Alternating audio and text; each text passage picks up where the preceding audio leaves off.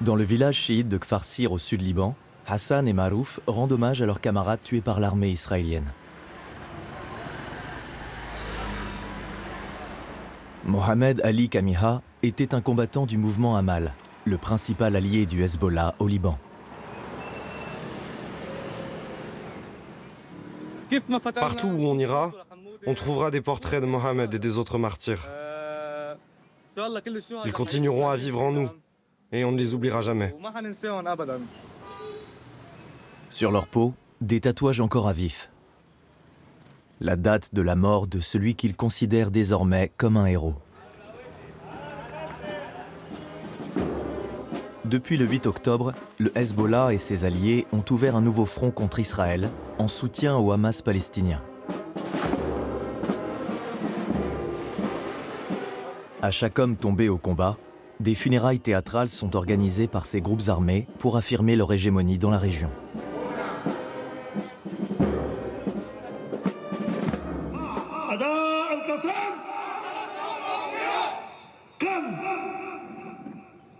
سلام عليك مقاوما لا يهاب الموت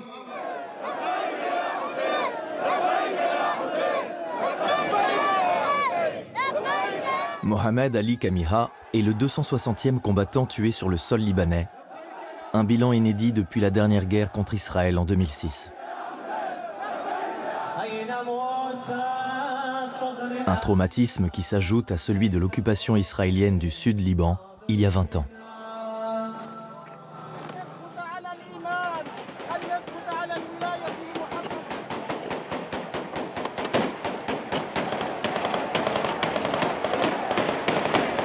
Non loin du cimetière, les villageois en deuil viennent présenter leurs condoléances. Pour cette communauté, le fils de Zeina a acquis un statut dans la mort, celui de martyr. Mon fils a choisi sa voie. Je ne nie pas que sa perte est difficile, mais c'est notre fierté. En tant que mère, je le jure, si j'avais encore des fils qui voulaient se sacrifier au nom du Sud et de l'imam Hussein, je les encouragerais. Jamal, l'oncle de Mohamed, est un proche du mouvement Amal. Grâce à Dieu, nous avons un martyr là-haut. Il nous emmène sur la tombe de son neveu. Première stèle d'un cimetière nouvellement créé pour accueillir les martyrs de cette guerre. Une lutte armée qu'il qualifie de résistance contre Israël. C'est quoi ce bruit? Des MK, des avions israéliens. C'est eux qui fournissent des informations. Si les Israéliens voient des résistants, ou même des journalistes, ils peuvent leur tirer dessus.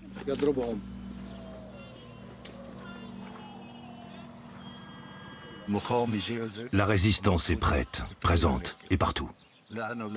Nous le savons tous. Ce qui se passe à Gaza pourrait se passer au Liban. Le rôle de la résistance libanaise est d'alléger l'agression d'Israël sur Gaza. On ne peut pas les laisser tomber. Notre ami Mohamed ne sera pas le dernier martyr. Nous allons tous nous sacrifier pour le Sud et pour le Liban, comme il l'a fait. Dans le Liban en faillite, sans président ni gouvernement depuis 2 ans, les partis confessionnels renforcent leur pouvoir. Dans ces vallons du sud du pays, c'est le Hezbollah qui est omniprésent.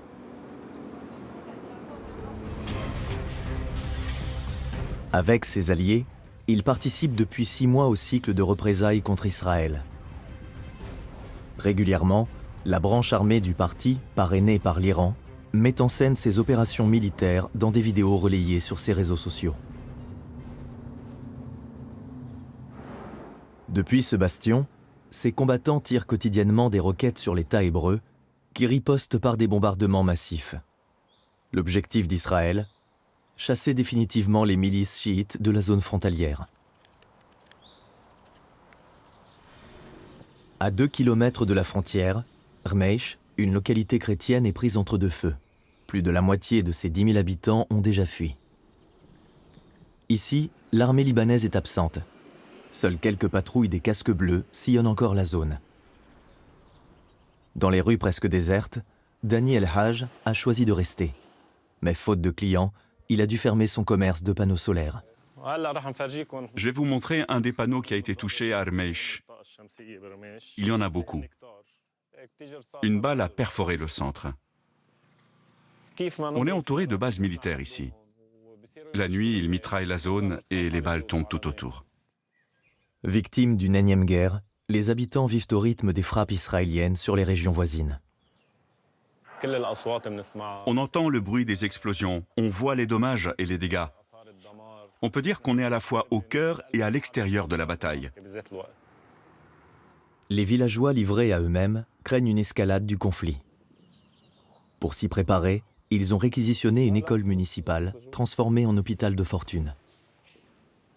Les lits, les médicaments et le matériel médical sont financés par des ONG et des partis politiques chrétiens. L'hôpital n'a que 18 places. Ça ne va pas suffire si la situation s'aggrave, car il reste 4000 habitants. Et il n'y a que 4 à 5 docteurs pour tout le village.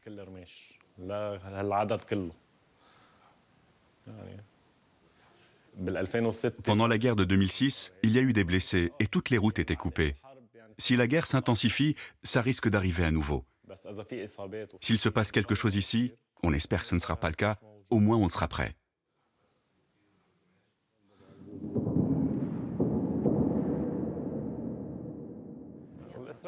C'est les Israéliens. Ils mitraillent les zones tout autour. Malgré les frappes, Dani et ses compagnons souhaitent nous conduire près de leur champ, le long de la frontière. Depuis le mois d'octobre, ils n'ont plus accès à leurs terres. Regarde, c'est Israël. Au-dessus de nos têtes, toujours ce même bourdonnement. Ce sont les MK.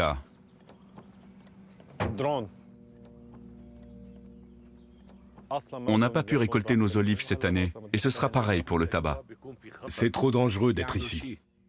Ils peuvent bombarder à tout moment. Je veux que l'armée libanaise soit envoyée à la frontière.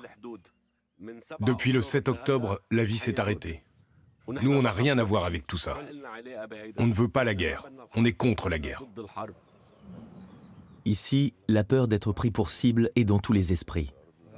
70 civils ont déjà été tués dans des frappes israéliennes, dont 3 journalistes qui couvraient le conflit à la frontière.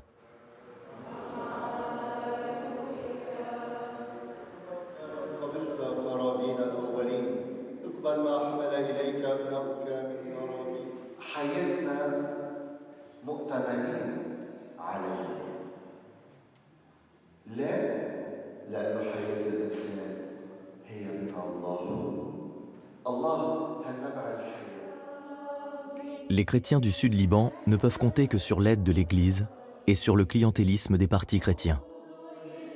Un soutien limité alors que la guerre s'éternise.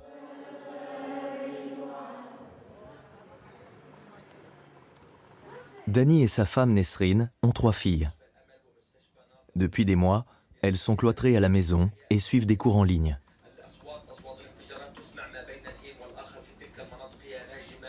ما بنقدر نشوف رفقاتنا ونطلع معهم مثل قبل، ما بياخدونا على المدرسة، كل وين خايفين يطب شي علينا.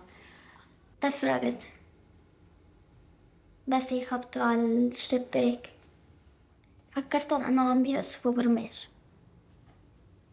كنت كتير خايفة بس هلأ تعودنا. On ne va pas partir d'ici. Notre résistance ne passe pas par les armes, mais par la foi. Nous sommes Libanais, nous vivons ici et nous allons rester ici. La seule arme que nous possédons est la foi en Dieu et c'est tout. À la nuit tombée, les échanges de tirs empêchent les villageois de fermer l'œil.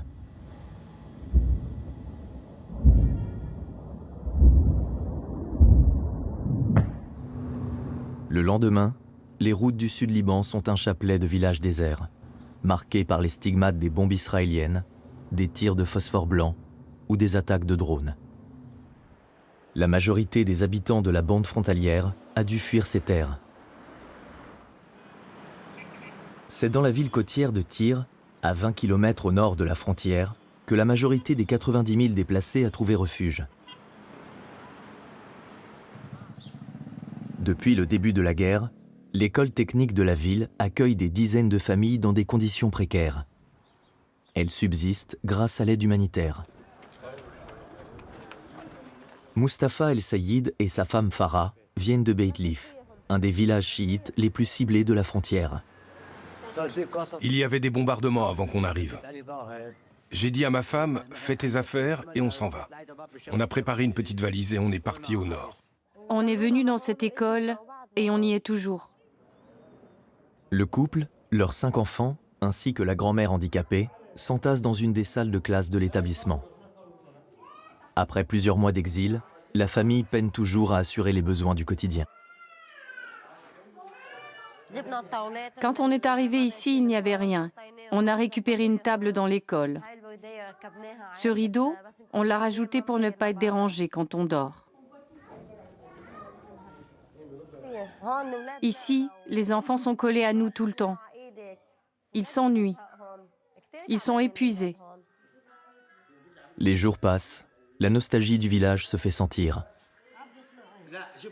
Regarde maman, c'est quoi ça? C'est notre maison au village. Et ça, c'est Ibrahim. Tu te souviens de lui? Mustapha n'a plus aucune source de revenus. Cet agriculteur a dépensé toutes ses économies. Comme tous les déplacés, il craint une prochaine invasion israélienne. Chaque jour, ils nous disent que demain la guerre va s'arrêter. Et ça fait 5 mois qu'on est ici. La solution est entre les mains des autres pays. Nous, on n'est que des pauvres civils. Ce n'est pas notre affaire, la guerre. On n'a rien à voir avec la guerre.